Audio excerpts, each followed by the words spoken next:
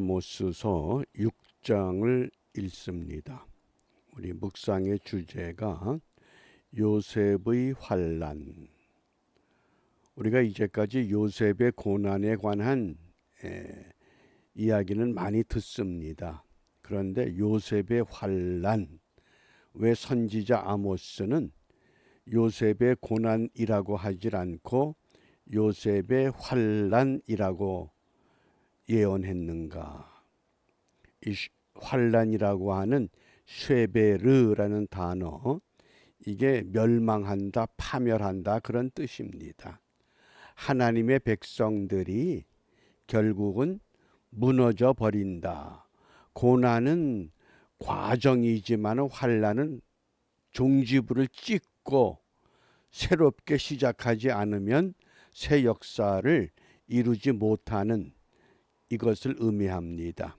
우리 먼저 6절 말씀입니다. 6절 함께 읽습니다. 대접으로 포도주를 마시며 귀한 기름을 몸에 바르면서 요셉의 환난에 대하여는 근심하지 아니하는 자로다. 아멘. 이 아모스서의 그 역사적인 배경을 우리가 대략 기원전 한 750년쯤으로 봅니다. 그러면 지금부터 대략 한 2800년 전, 거의 3000년 전인데 3000년 전에 그 시대 상황과 오늘 이 2023년에 우리가 살고 있는 시대 상황이 매우 흡사합니다. 대접으로 포도주를 마시고 귀한 기름을 몸에 바르고 요셉의 환난, 하나님의 백성의 나라가 무너지는 것에 대해서는 생각도 하지 않는다 그 뜻입니다. 어떤가요? 오늘 우리가 살고 있는 미국이나 우리가 떠나온 조국 대한민국이나 사람들이 살아가는 모습을 보면 얼마나 살기 좋으냐, 뭔 걱정이냐, 마음대로 먹고 즐기는 그런 추세가 여전히 지속되고 있습니다. 예수를 믿는 사람이나 믿지 않는 사람이나 별 차이가 없다고 하는 겁니다. 그래서 이 요셉의 환난이라고 하는 것, 이것은 세번역 성경에서 요셉의 집안이 망하는 것 그랬습니다. 좀 더 크게 확장을 하면 북이스라엘과 남쪽 유다가 망하게 될 것이다 그 뜻입니다. 그것이 환난이라고 하는 히브리 단어 쉐베르의 의미입니다. 망한다, 파멸한다. 그것을 3절에서는 흉한 날 그랬습니다. 흉한 날. 이걸 좀 더 구체적으로 번역하면 나쁜 날 그런 뜻입니다. 욤라아, 그래서 이건 나쁜 날이다, 그걸 의미하는 겁니다.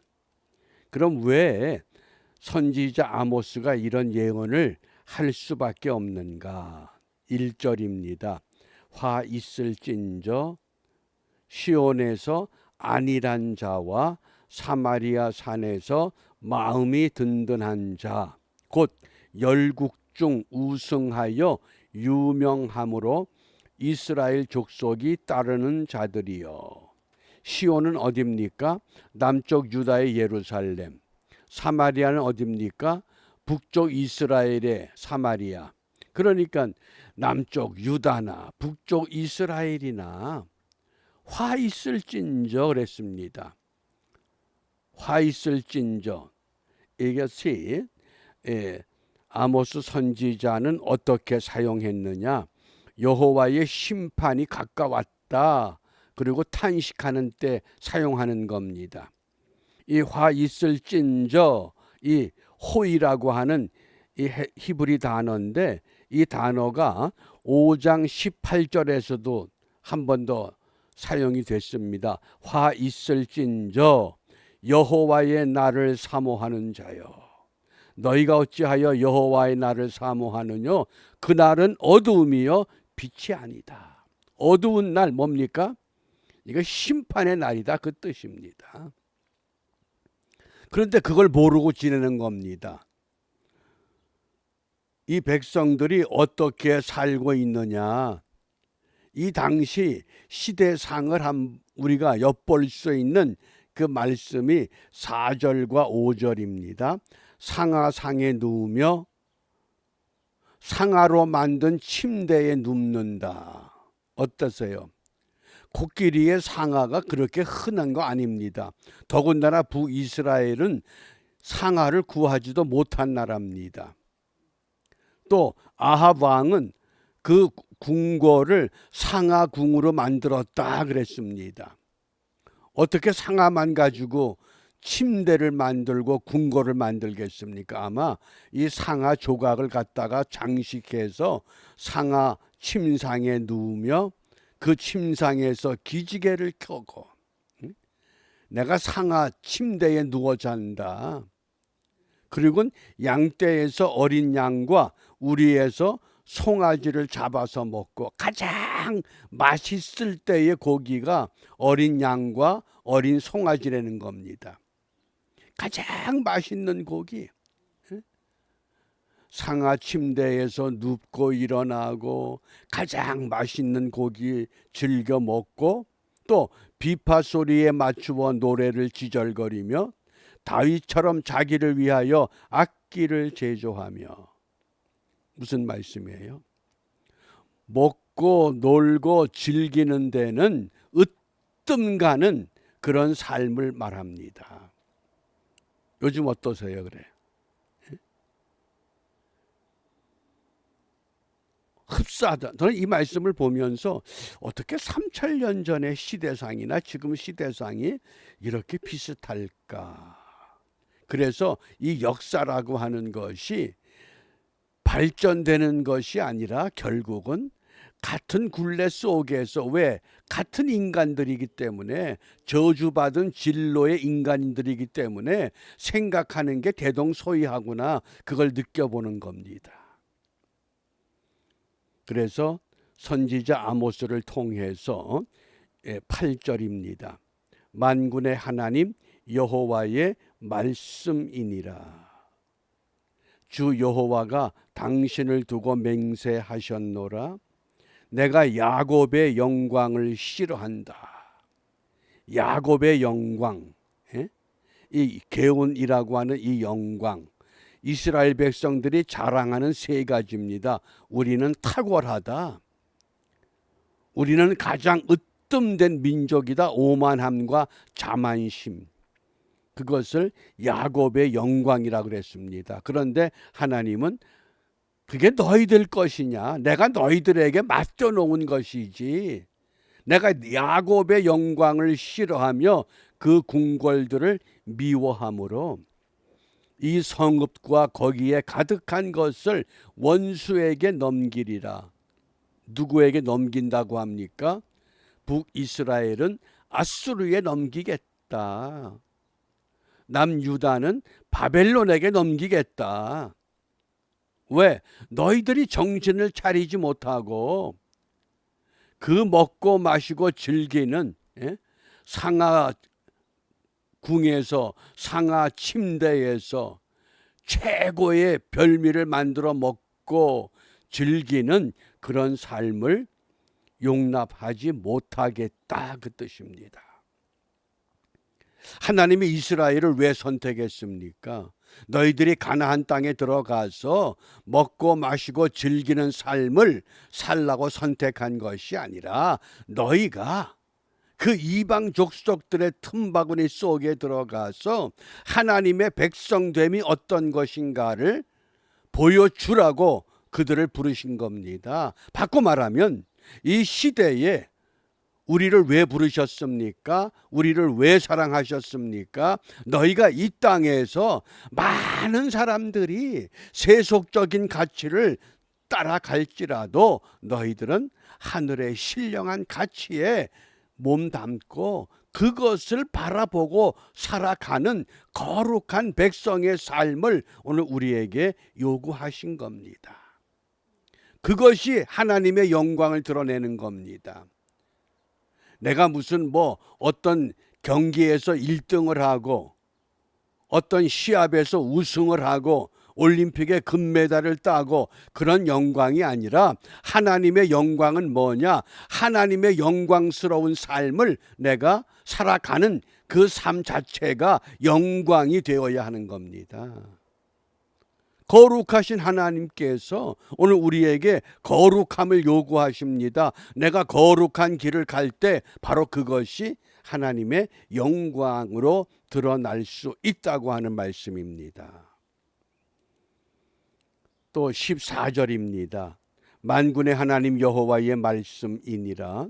이스라엘 족속아, 내가 한 나라를 일으켜 너희를 치리니 북이스라엘을 그대로 두질 못하고 아수르를 일으켜서 너희를 공격하게 할 것이다. 그들이 하맛 어기에서부터 아라바 시내까지 너희를 학대하리라. 여기 하맛 어기와 아라바 시내가 뭡니까? 여로보암 2세가 영토를 확장해서 우리가 이만한 영토를 가지고 있다 자랑했던 땅들입니다. 그런데 그 자랑스러운 땅이 결국은 너희들이 그곳에서 학대를 받게 될 것이다. 왜요? 하나님의 백성들이 하나님의 백성답게 하나님의 마음에 합하지 못한 삶을 즐기기 때문인 줄 압니다. 그래서 우리가 이 아침에 이 말씀을 보면서 무엇을 기도해야 될까? 제가 시편 144편 15절을 선택했습니다. 이러한 백성은 복이 있나니 여호와를 자기 하나님으로 삼는 백성은 복이 있도다. 하나님 편에만 서야 되겠다. 그래서 정말 신앙생활을 잘하는 사람들, 예수만 사랑하는 사람들의 삶의 특징이 있습니다. 나라 사랑, 민족 사랑, 이웃 사랑이 애국, 애족, 애민이라고 하는 것이 분명해집니다. 더군다나 우리는 하나님의 거룩한 백성, 바꿔 말하면 하나님의 거룩한 귀족입니다. 세상 사람들이 어떻게 평가하든 우리는 하나님이 인정한 왕 같은 제사장 그랬습니다. 우리가 귀족입니다. 영적인 귀족입니다. 그 불란서 말에 노블레스 오블리주라고 하는 그 유명한 말이 있습니다. 신분이 높으면 높을수록 사회에 대한 의무와 책임을 더 무겁게 가져야 된다. 그 귀족의 의무라는 뜻입니다. 그게 노블레스 오블리주. 우리 한국 역사에 보면 1910년 일본이 한국을 합방을 합니다. 그때에 그 초대 부통령을 지냈던 이시영이라고 하는 그 부통령의 형 이회영 씨가 있습니다. 그가 가족들을 모아놓고 가족 회의를 합니다. 일본이 이 나라를 이렇게 침탈했는데 우리가 그동안 이 땅에서 잘 먹고 잘 살았는데 우리가 이대로 가만히 있어서 되겠느냐. 그래서는요, 그 당시 그가 소유하고 있던 저동이라고 하는 그 저동이 지금 명동입니다. 명동의 그 거의 모든 땅이 그 이회영 씨의 땅인데 그걸 다 팔고 모든 땅과 모든 주택 재산 다 처분해가지고 어디로 갔느냐? 만주 삼원보라고 하는 곳으로 이주를 했습니다. 그리고 1911년 1910년 8월 10일에 한일 합방이 되자 1911년 6월 10일에 그 만주에 가서 세운 것이 신흥 무관학교입니다. 시작은 신흥 강습소가 된 겁니다. 거기에서 어떤 사람들이 배출되느냐? 김좌진 장군, 홍범도 장군, 항일 운동을 일으킬 수 있는 유력한 인사들을 키워낸 겁니다. 그 신흥무관학교가 해방 후에 한국에서 조영식 씨가 인수를 해서 그게 경희대학교가 된 겁니다. 그런 역사입니다. 왜 그렇습니까? 우리가 남들보다 더 많은 혜택을 누렸다 그러면 나라가 어려울 때, 나라가 어지러울 때 우리가 해야 할 일이 무엇인가를 정확하게 알 수 있는 그것이 올바른 역사관입니다. 그런데 오늘 이 시대를 보면 교회는 교회대로 찢어져 버렸습니다. 역사관이 분명치 않습니다. 지금 정말 우리가 하나님 앞에 정말 하나님을 사랑한다 그러면 애국, 애족, 애민이라고 하는 이 분명한 목표가 세워져야 하고, 우리가 영적인 귀족으로서 노블레스 오블리주라고 하는 나라와 민족을 위해서 우리가 무엇을 해야 하는가, 이것이 동일한 방법, 동일한 목표로 세워져야만 합니다. 그런데 너무 갈기갈기 찢어버린 겁니다. 다 제각기 자기 목소리밖에 없습니다. 과연 하나님이 이걸 기뻐하실까? 오늘 깨닫지 못하는 백성들은 반드시 하나님이 쇠베르, 그래서 요셉의 환난의 구덩이 속에 던져 넣겠다고 하신 겁니다. 그러므로 요셉의 고난이 아니라 요셉의 환난이다. 이런 환난이 다시는 우리 역사 속에서 반복되지 않도록 오늘 믿음의 사람들이 이 말씀 앞에 무릎을 꿇고 겸손히 하나님의 도움을 구할 수 있어야 합니다. 교단을 초월하고 교파를 초월하고 신학을 초월해서 나라가 어지럽고 힘들 때에 먼저 믿음으로 하나 돼서 나라를 바르게 세워놓고 그 다음에 우리 가야 할 길이 어딘가를 이야기할 수 있는 그런 믿음의 결단을 우리 각자가 오늘 다짐하면서, 이런 다짐이 작은 파장을 일으켜서 이 땅에 새로운 하나님의 부흥을 꿈꿀 수 있는 은총의 하루가 우리를 위해서 예비된 줄 압니다. 이런 은혜를 우리가 생각하면서 우리 다 같이 주님께서 가르쳐 주신 기도로 함께 기도하겠습니다. 하늘에 계신 우리 아버지, 아버지의 이름을 거룩하게 하시며 아버지의 나라가 오게 하시며 아버지의 뜻이 하늘에서와 같이 땅에서도 이루어지게 하소서. 오늘 우리에게 일용할 양식을 주시고 우리가 우리에게 잘못한 사람을 용서하여 준 것 같이 우리 죄를 용서하여 주시고 우리를 시험에 빠지지 않게 하시고 악에서 구하소서. 나라와 권능과 영광이 영원히 아버지의 것입니다. 아멘.